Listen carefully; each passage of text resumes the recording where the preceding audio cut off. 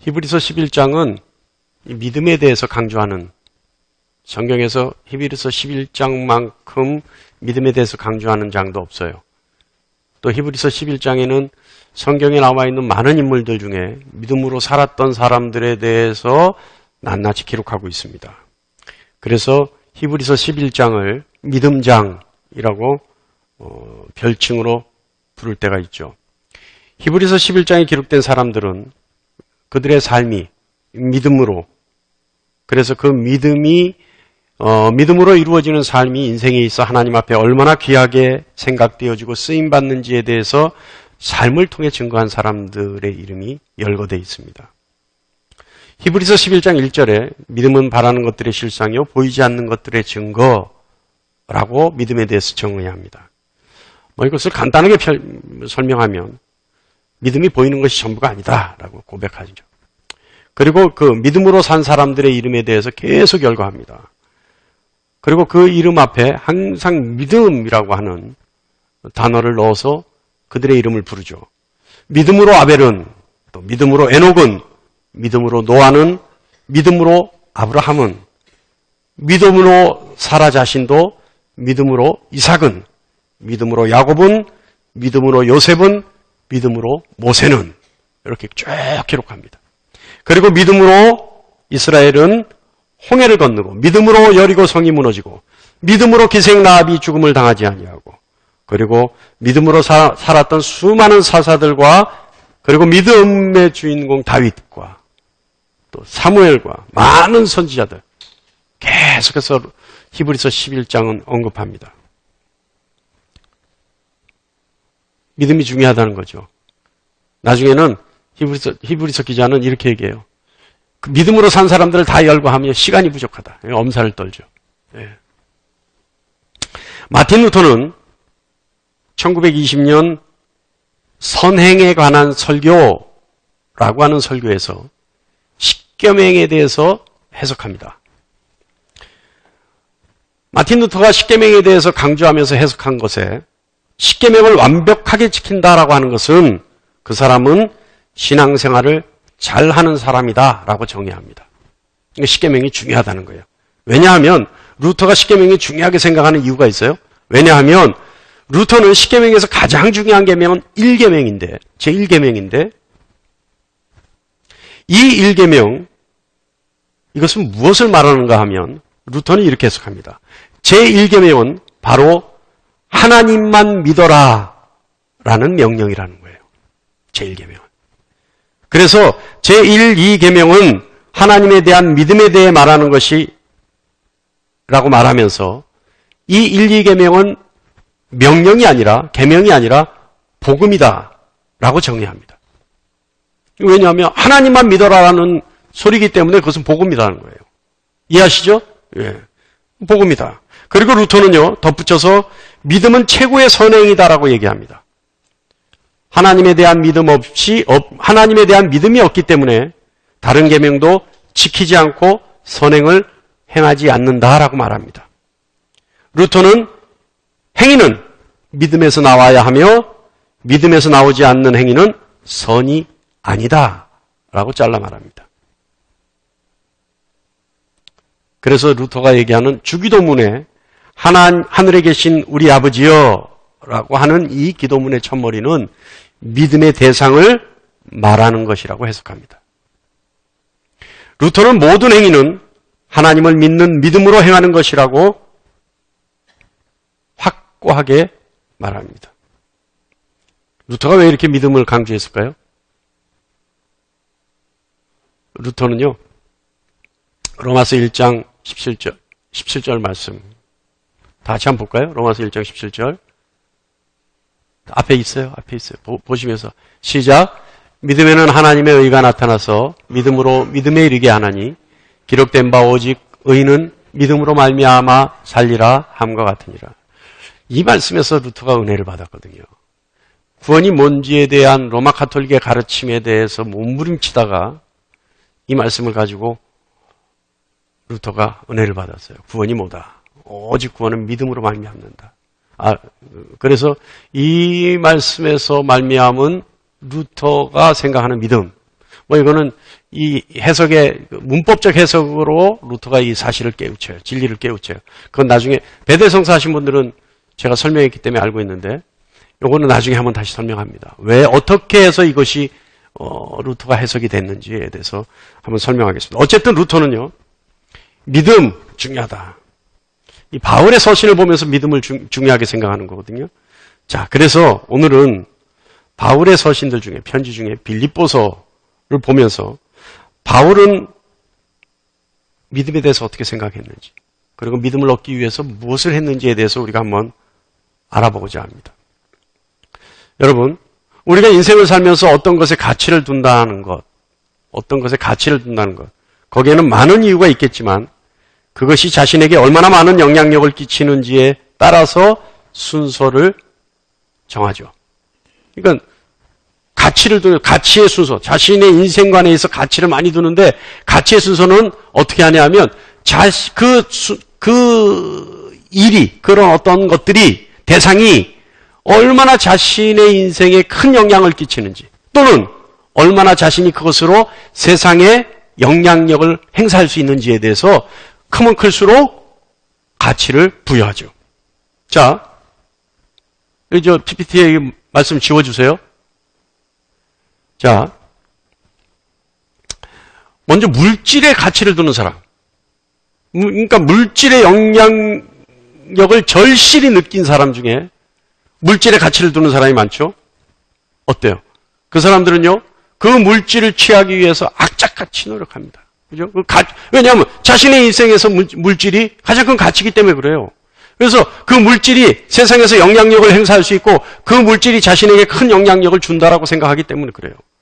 그래서 그 사람들은 악착같이 죽고 살기로 물질 모으죠. 그러다가 어떻게 돼요? 나중에는 이게 역전이 돼서 우리말에 흔한 말들이 있잖아요. 아이고, 있는 놈이 더해. 그죠? 그러니까 있는 놈이 더하게 되는 거예요. 근데 저는 그렇게 안 봐요.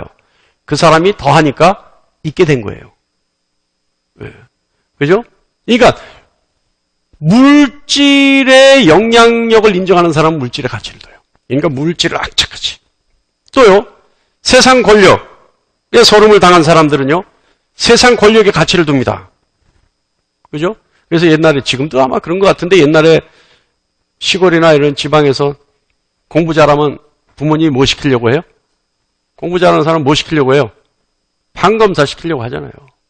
근데 판검사가 되면요, 정말 대단한 거예요, 여러분. 뭐냐 하면, 판검사가 되면 상급 공무원이 돼요. 그죠? 근데 상급이 누가 상급이냐 하면, 지방에서는 군수가 상급이에요. 그러니까 20대 초반에 이미 군수하고 직급이 같아지는 거예요. 그러니까 판검사가 되면, 특히 검사가 되면 뭐라 그래요? 영감님, 애한테도 영감님 하는 거예요. 그러니까 권력에 서름당한 사람들은. 그러니까 그때부터는 시골에서 아들이 판검사가 되면 그때부터 어떻게 해요? 그 부모님들은 목에 힘주고 동네 프랭카드 걸리잖아요. 예? 온 군에서 그냥 경사가 난 거 아니에요? 그러니까 막 난리죠. 근데 지금도 판검사가 권력을 갖는 것 같아요. 지금 국회의원들 중에 많은 분들이 검사, 판사 출신이죠. 그런 거 보면 그쪽으로 나가면 권력은 얻는 것 같아요. 그러니까 권력에 대해서 서름을 당한 사람들은 그쪽에 가치를 두고 무조건 자녀를 낳으면 하여간 공부 좀 잘한다 그러면 논 맞이기 팔아서 밥 맞이기 팔아서 황소 소 팔아서 그냥 무조건 뒷바라지 하는 거죠. 그래서 그런 주제가 70년대 80년대 드라마 주제로 많이 나오고 영화 주제로 많이 나왔잖아요. 또 어때요? 신앙의 가치를 두는 사람들. 그래서 자녀 중에 집안에서 반드시 목회자가 나와야 된다고 생각하는, 그래서 영적 지도자들의 가치를 두는 부모들은 어떻게 해요? 자녀를 낳자마자 어떻게 해요? 이름을 성경에서 갖다가 뽑아다가 이름 짓습니다. 그죠? 안 그래요? 제일 많은 이름이 뭐예요? 성경에서 갖다가 아이들 이름 짓는데 제일 많이 짓는 이름이 뭐예요? 요셉, 예? 사무엘, 그죠? 그런 이름도 많이 짓잖아요. 언젠지 제가 정확하게 연도는 기억하지 않습니다만은 서울에 있는 모 여대, 아주 유명한 여대인데 거기서 설문조사를 했어요. 남편감으로 가장 좋은 남편의 직업이 뭐냐? 설문조사를 했어요. 1위가 뭔지 아세요? 그 여대에서 나온 앙케이트한 결과 1위를 차지한 직업, 남편의 직업군이 뭔지 아세요? 목사예요. 그럼 웃지 못할, 그걸 직업으로 본 거예요. 근데 웃지 못할 일은 그 다음에 이유에 있어요. 그 이유까지 써라 그랬는데 이유가 뭔지 아세요? 왜 목사를 가장 선호하는지, 남편 직업으로 목사를 선호하는지. 첫 번째는 정년이 70까지 보장되어 있다는 거예요. 그러니까 일반인들은 몇 세까지, 60세 넘으면 정년 그잖아요? 근데 목사는 70까지 정년이 보장되어 있어서 그렇다. 그게 정말 이유였어요. 그리고 두 번째 이유가 뭔지 아세요? 자기가 사모님 소리를 들으면서 공경받기 때문에 좋다. 기가 막히지 않습니까? 웃지 못할 일이지 않아요? 그런데 하여간 세상의 가치, 그죠? 가장 어떤 영향력, 가장 어떤 인생관, 그죠? 거기에 있어서 큰 의미를 부여하는 것, 여기에 큰 가치가 있다고 생각하는 거죠. 여러분은 여러분의 인생에 있어서 무엇이 가장 큰 가치가 있다고 생각하십니까?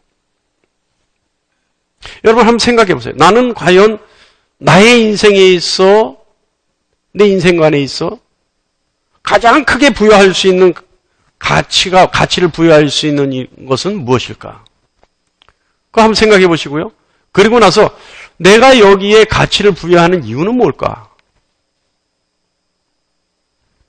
그리고 내가 여기에 가치를 부여하는 타당성은 과연 있는가에 대해서 한번 여러분 생각해 보시기 바랍니다. 그건 어떤 것이 나와도요, 속되다 할 수 없어요. 조금 전에도 얘기했듯이 가장 자신에게 영향력을 끼쳤고 또 자신이 그것 때문에 세상에 영향력을 끼칠 수 있다고 생각하는 것에 가치를 두기 때문에 그래요. 그건 어쩔 수 없어요. 세상을 살아가는데. 그런데 오늘 본문을 보면 바울도 세상에서 영향력을 끼칠 수 있다 또는 영향을 받았다라고 하는 큰 가치를 부여한 일들이 있습니다. 그것부터 먼저 볼까요? 그 가치는 뭐냐면요. 가치관은 뭐냐면요. 바울은 5절 말씀에 보면 할례를 증거로 삼아요. 그래서 나는 할례를 증거로 가진 사람이다 라고 얘기합니다. 이것은요. 무엇을 얘기하는가 하면 부모를 얘기하는 거예요. 나는 할례를 받았다라고 하는 거예요. 이건 뭔 얘기냐면 자신의 부모가 율법을 철저하게 지키는 사람이다라는 것을 간접적으로 얘기하는 거예요. 그래서 율법을 철저하게 지키는 사람들은 자녀가 나온 지, 아들이 나온 지 8일 만에 할례를 행하잖아요. 그러니까 자신도 자신의 부모는 율법을 철저하게 지키는 사람들이기 때문에 자신이 난 지 8일 만에 율법을 받았다. 늦게 받은 것도 아니고 일찍 받은 것도 아니고 율법에서 명하는 대로 정확한 날짜에 내가 할례를 받은 사람이다. 그만큼 나는 율법 준수에 있어서는 둘째가라면 서로할 부모 밑에서 낫다라는 걸 얘기하는 거예요. 또 바울은 얘기하죠. 이스라엘 족속이요. 이스라엘 족속이란 건 뭡니까? 이스라엘 족속이 다른 거 아니에요. 하나님의 택하신 백성이라는 거예요. 자신은 선민이라는 겁니다. 그러니까 그 어떤 민족에게도 자신은 꿀리지 않는다. 이런 거죠. 그죠? 그리고 뭐라 그러냐면 베냐민 지파다라고 얘기해요. 베냐민 지파. 이 베냐민 지파는 어떤 뜻이냐 하면요. 베냐민 지파는 굉장히 자신이 베냐민 지파라는 것을 바울은 자랑스럽게 얘기합니다. 베냐민 지파. 야곱이 가장 사랑하는 여인 라헬의 두 아들 중 작은 아들이 베냐민 지파예요. 베냐민이에요. 그죠? 이 베냐민 지파는요, 하나님이 이 베냐민만이 하나님이 약속한 땅에서 태어납니다. 가나안 땅에서 태어나요. 그리고 이 베냐민 지파가 가지고 있었던 땅에 예루살렘이 있어요.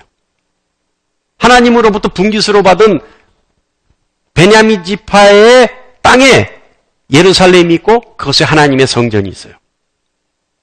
그리고 베냐민 지파에서 이스라엘의 공식적인 왕이 태어납니다. 누구예요? 사울이에요. 최초의 공식적인 왕이 베냐민 지파에서 나와요. 그리고 불임절 하면 생각나는 거 있죠? 그죠? 그러니까 모르드게도 베냐민 지파예요. 이 베냐민 지파는요, 이교 문화에 대해서 굉장히 저항한 순수한 지파로 끝까지 남습니다. 그래서 베냐민 지파 사람들을 순수한 것을 인정하고요, 또 용기와 함께 충성심을 인정하는 지파가 베냐민 지파예요. 그러니까 자랑스럽게 자신이 얘기하는 거예요. 나는 베냐민 지파다. 또 5절 말씀 보면 바울이 또 자랑하는 게 있어요. 히브리인 중에 히브리인이다. 이 말은 무슨 말이냐면 자기 몸에는 이교의 피가 섞이지 않았다. 나는 순수의 혈통의 히브리 사람이다. 자, 바울은 어디에서 태어났어요? 다소에서 태어났어요. 다시 말하면 헬라파 유대인이었어요. 그런데도 불구하고 자신이 히브리인 중에 히브리인이다 라고 자랑하는 것은 무엇을 얘기하냐면 자신은 그만큼 절대 이교의 어떠한 피와 이교의 사상에 물들지 않은, 이교의 문화에 물들지 않은 철저한 히브리 사람이다. 그 증거가 뭐냐? 가마리엘 학파에서 자신을 수학했다라는 거예요. 이 히브리인, 조금 전에 이제 조금 후에 나옵니다만은 히브리 선생님한테 배웠다 이 얘기를 하는 거고요. 근데 히브리인 중에 히브리인이다 자신은. 그리고 이제 아까 조금 전에 얘기했던 것처럼 바리새인이다 자신은. 바리새인이다. 이 바리새인들은요, 바리새인은 이스라엘 종파 중에 굉장히 작은 종파입니다. 그런데 이들이요, 아주 율법에 대해서는 아주 엄격하게 믿었던 종파예요. 그래서 조금 전에 얘기했던 이 바리새인 중에 가마리엘이라는 당대 최고가는 율법학자가 있었어요. 바울이 거기서 배웠거든요. 그러니까 자신이 히브리인 중에 가마리엘 학파에서 배웠고 자신은 바리새인 중에 바리새인인 가마리엘 학파에서 수학해서 그 어떤 것도 자신의 정체성에 대해서 문제 삼을 것이 없는 사람이다. 이렇게 얘기하는 겁니다. 바울이 그렇게 얘기하는 거예요. 자신의 가치관이. 그렇다. 이렇게 자랑하는 거 아니에요, 지금? 그런데 6절 말씀 보면 그러한 중에서도 더 나가서 뭐 하냐면 바울은 단순히 율법을 지키는 것으로 만족한 사람이 아니라 이스라엘이요, 히브리인 중에 히브리인이요, 바리새인이요, 뭐 8일 만에 할례를 받고 막 이런 것으로 만족한 것이 아니라 자신이 뭘 했다고요? 열심으로 교회를 박해했다라는 거예요. 이 열심으로 교회를 박해했다는 건 뭡니까? 열성을 가지고 하나님의 말씀을 지키려고 노력했다는 거예요. 자신이.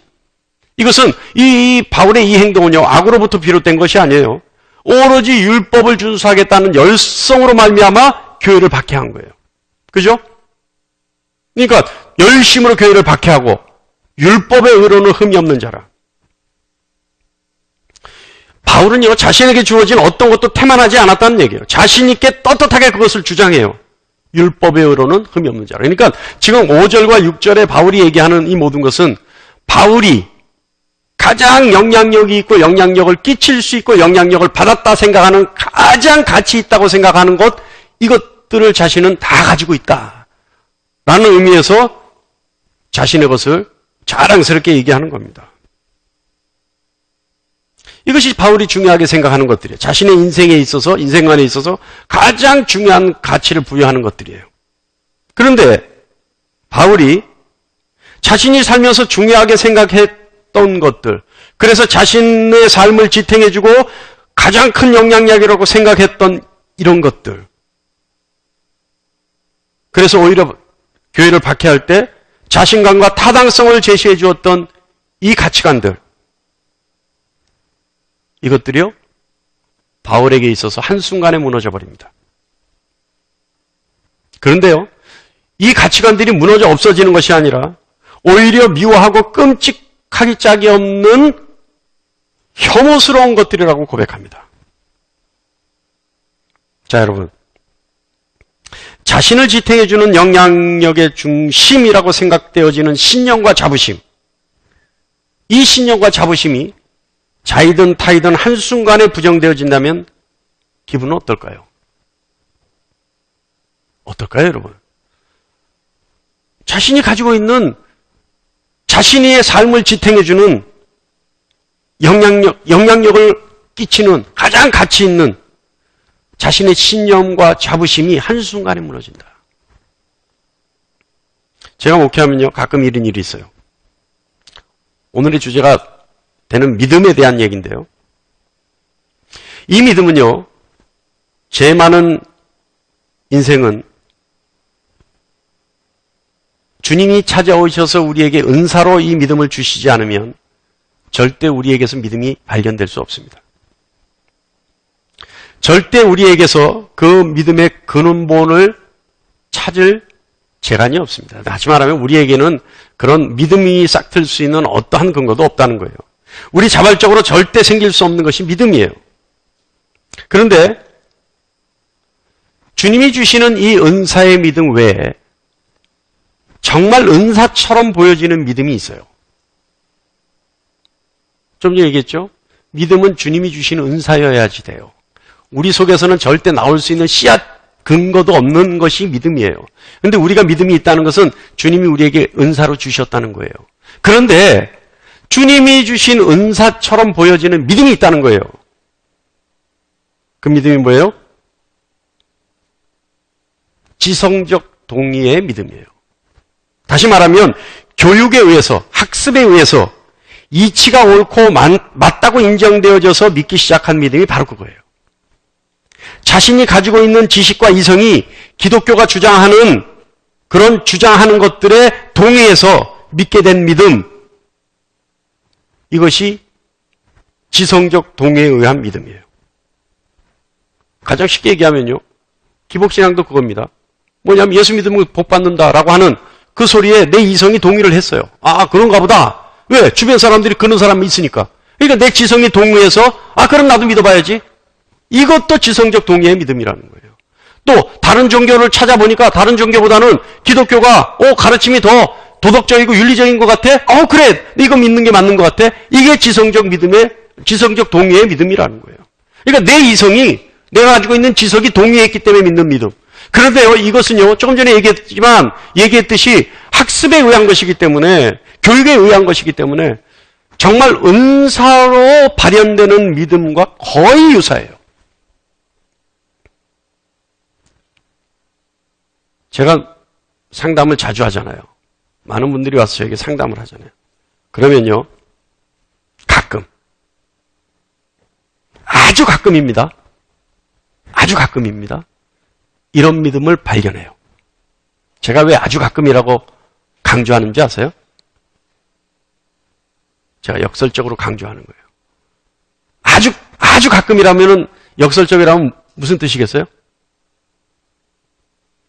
아주 자주 라는 뜻이에요. 이런 믿음을 발견해요. 자, 그러면요, 저하고 상담하는 분이 이런 믿음을 가지고 있다면, 지성적 동의에 의한 믿음이 자신이 믿고 있는 것으로 착각하고 있다면, 제가 목사니까 뭘 해줘야 돼요? 그런 믿음이 아닙니다라고 얘기해줘야 될 거 아니에요. 그죠? 그것이 믿음이 아님에도 불구하고 그것을 입닫고 있으면, 그건 목사가 아니죠. 그러니까 믿음이 아닌 걸 발견하는 순간, 그거는 지성적 동의에 의한 믿음입니다. 그거는 주님이 주신 은사의 믿음이 아닙니다라고 얘기해줘야 돼요. 제가 악역을 자처해야 될 거 아니에요. 그래서 가끔 그분에게 신앙을 다시 세워주려고 믿음에 대해서 무엇인지에 대해서 설명합니다. 그리고 사도행전 2장 38절 말씀에 있는 회개하고 제사함을 받으라. 그리고 성령을 선물로 받으면 그것이 구원이다. 또 회개만이 생명을 얻는다. 사도행전 11장 18절 후반부의 말씀을 계속 얘기해줘요. 그분에게. 그러면요, 백이면 백이요, 굉장히 괴로워해요. 굉장히 괴로워해요. 신앙의 연조가 길면 길수록 괴로워해요. 왜 괴로워할까요? 이 괴로움의 원인은요, 많은 원인이 있을 수 있습니다만은 가장 큰 원인은 뭐냐면, 이 괴로움의 원인 중에 가장 큰 원인은 뭐냐면, 그렇다면 자신이 지금껏 지켜온 신앙이 뭐란 말인가라고 하는 자괴감이 그 원인이에요.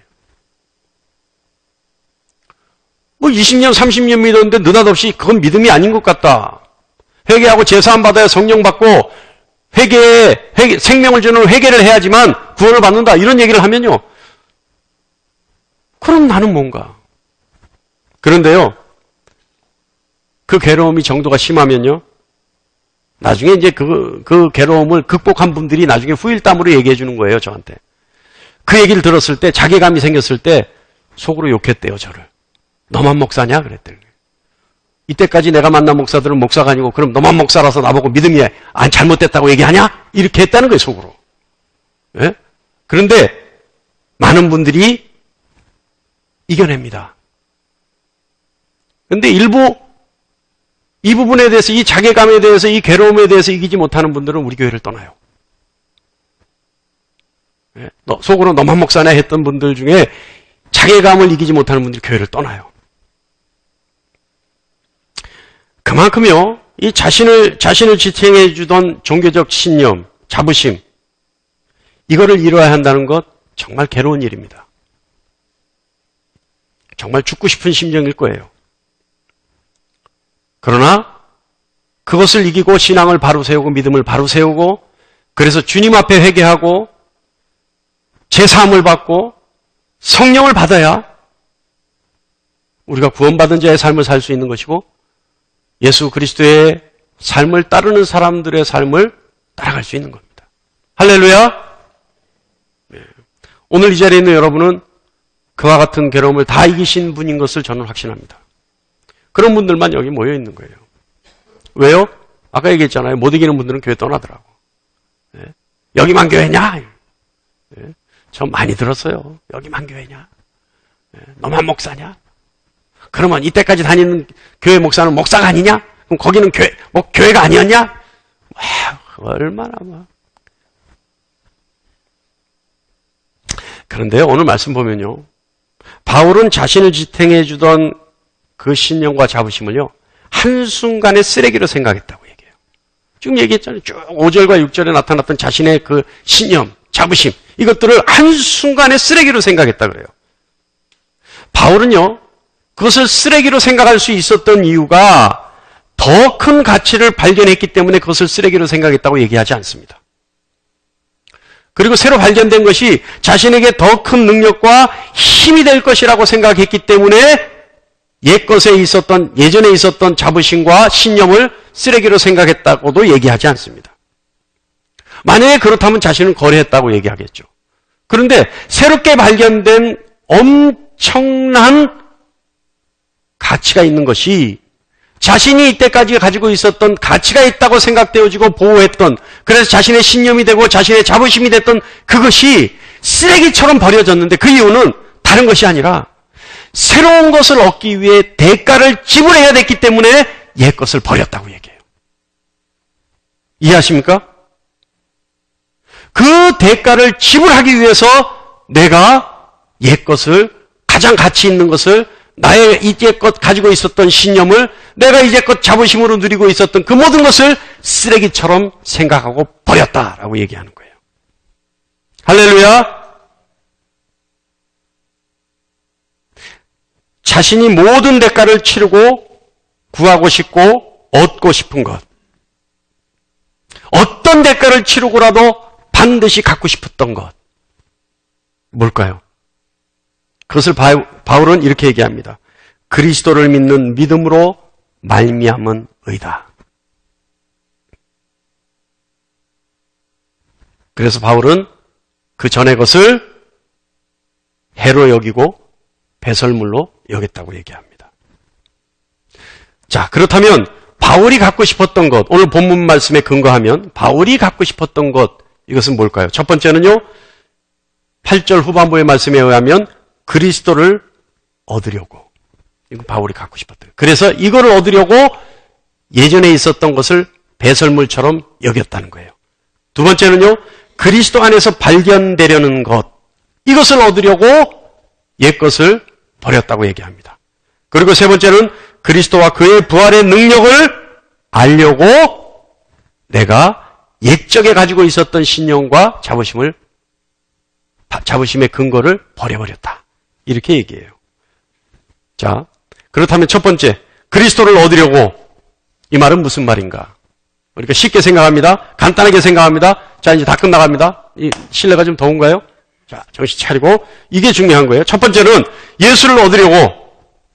이게 무슨 말이냐면, 그리스도를 얻으려면 세상 것을 버려야 하는 대가를 지불해야 한다는 것을 알았다는 거예요. 바울은. 역설적으로 말하면 더 이해가 쉬워요. 세상 것을 얻는 것은 그리스도를 잃는 것이다 라는 겁니다. 그래서 여기서 그리스도를 얻는다. 그래서 세상 것을 버렸다. 그 대가를 지불했다 라고 얘기하는 겁니다. 여기서 그리스도를 얻는다는 건 뭐까지 다 포함되냐 하면요. 앞에서 우리가 얘기했던 것처럼 회개, 예수 그리스도 앞에 굴복, 그래서 구원을 얻는 것까지 다 포함해서 그것을 인정해서 예수 그리스도를 얻는 거예요. 그렇다면 세상 것은 반드시 버려야 한다는 겁니다. 바울은요, 그리스도를 얻기 위해 모든 것을 포기했고 그 때문에 그리스도를 완전히 얻었다라고 얘기합니다. 할렐루야. 두 번째는요, 그리스도 안에서 발견되려 함이라고 얘기합니다. 그래서 옛 것을 버렸다는 거예요. 여러분 심판날 한번 생각해 보셨어요? 심판날 하나님 앞에 서는 것에 대해서 자신의 모습에 대해서 한번 생각해 보셨습니까?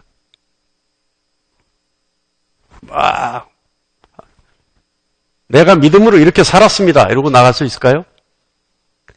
옛날에는요, 구약에 나오는 모든 사람들은요, 하나님의 얼굴만 봐도 다 죽었어요. 살아남은 사람이 없어요. 그래서 하나님의 얼굴을 본 사람은요, 죽을까봐 두려워 떨었어요.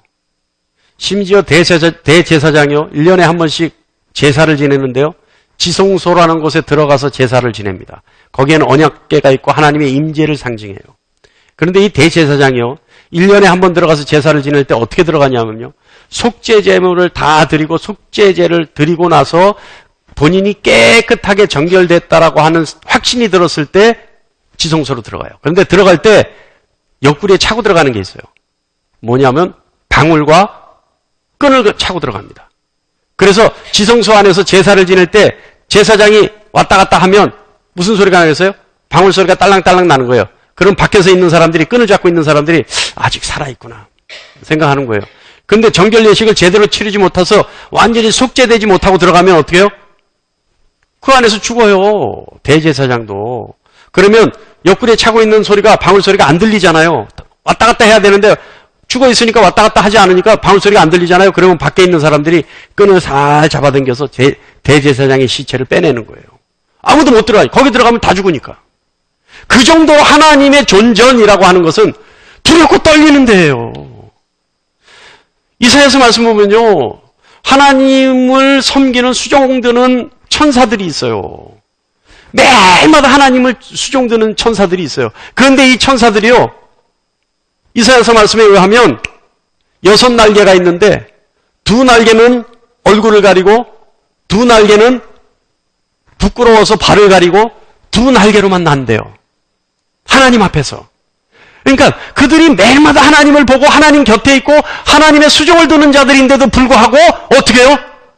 그 영광 앞에서 얼굴을 가린다는 거예요. 그런데 여러분, 우리가 심판날 하나님 앞에 나갈 때 어떻겠어요? 두렵겠어요? 안 두렵겠어요? 두려워서 서 있을 수조차 없을 정도로 엄청난 위험과 경건 앞에, 영광 앞에 몸둘 바를 모르는 거예요. 그때 바울은 어떻게 한다고요? 조금 전에 얘기한 거예요. 그때 바울은 도대체 그렇게 나갈 수 없는 두려움 때문에 무엇을 가지고 나가고 싶다? 예수 그리스도 안에 있는 의를 발견해서 그 의로 나가고 싶다라는 거예요. 그래서 우리가 얘기했던 조금 전에 두 번째, 그리스도 안에서 발견하려 함이라고 하는 것은 그리스도 안에 있는 예수 그리스도의 의를 가지고 하나님 앞에 당당하게 서고 싶다. 그래서 그것을 얻기 위해서 나는 세상 것을 다 버리겠다. 세상 것을 쓰레기처럼 생각하겠다. 이렇게 고백한다 이 말이에요. 할렐루야. 이해하십니까? 그러니까 우리가 얘기했잖아요. 첫 번째는 예수 그리스도를 얻으려면 세상을 버려야 하고, 세상을 버리는 것이 예수 그리스도를 얻는 것이다. 두 가지를 함께 취할 수 없는 것이다. 이것은 절대 두 가지 함께 얻는다는 것은 모순이다. 그래서 예수 그리스도를 얻기 위해서 바울은 세상 모든 것을 배설물처럼 여기고 버려버렸다. 그리고 예수 그리스도 안에 있는 의를 발견하기 위해서, 그것이 도대체 무엇인지 그것을 발견해내기 위해서, 그것에만 가치를 두기 위해서 세상에 가치를 두었던 모든 것을 부정해버렸다.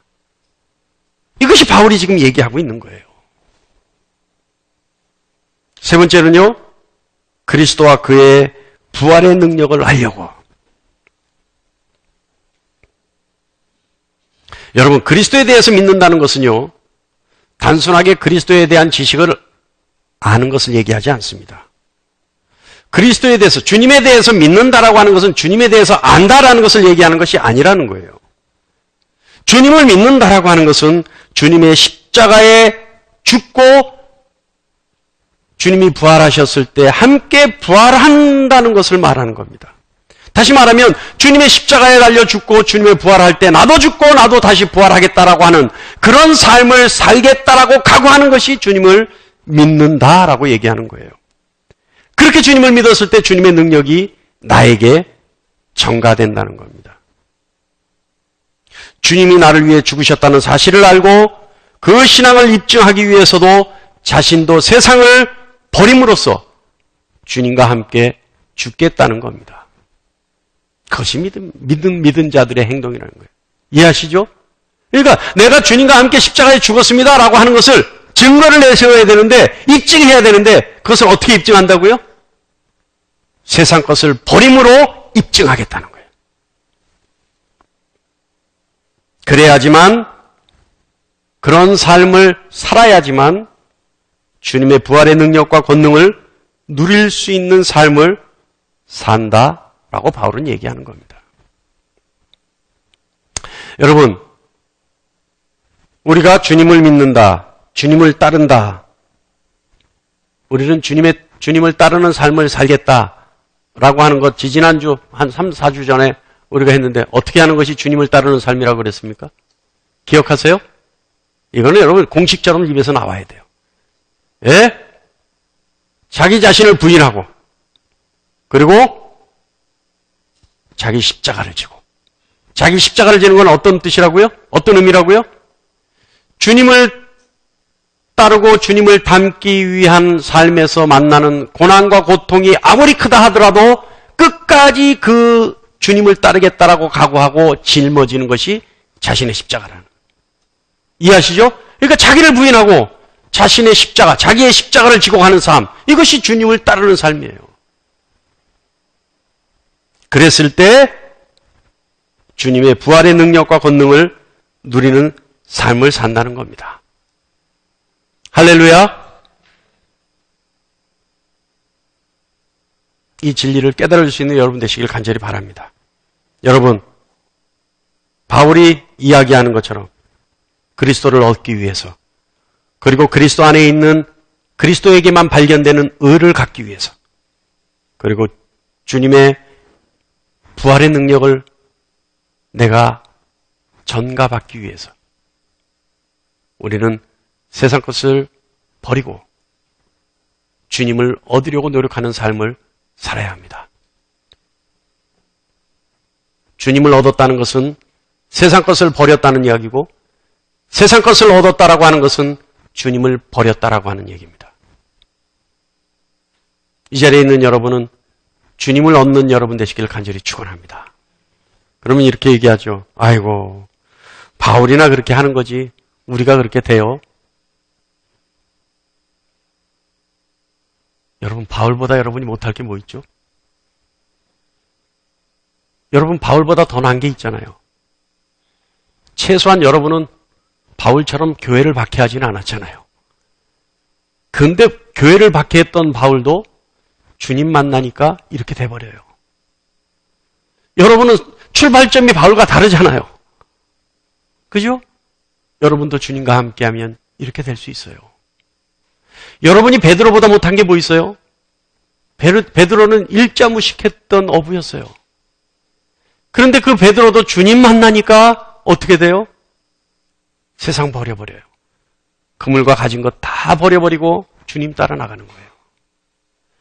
여러분이 베드로보다 못한 게 뭐 있습니까?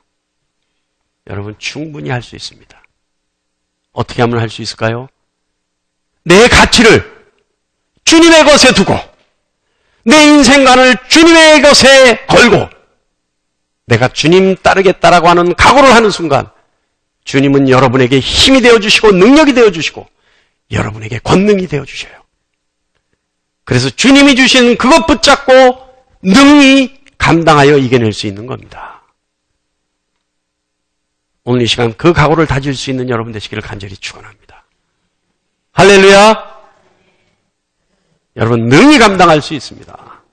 막 이게 여러분이 할 수 있다는 것을 막 다 이렇게 좀 보여주고 싶어요. 예?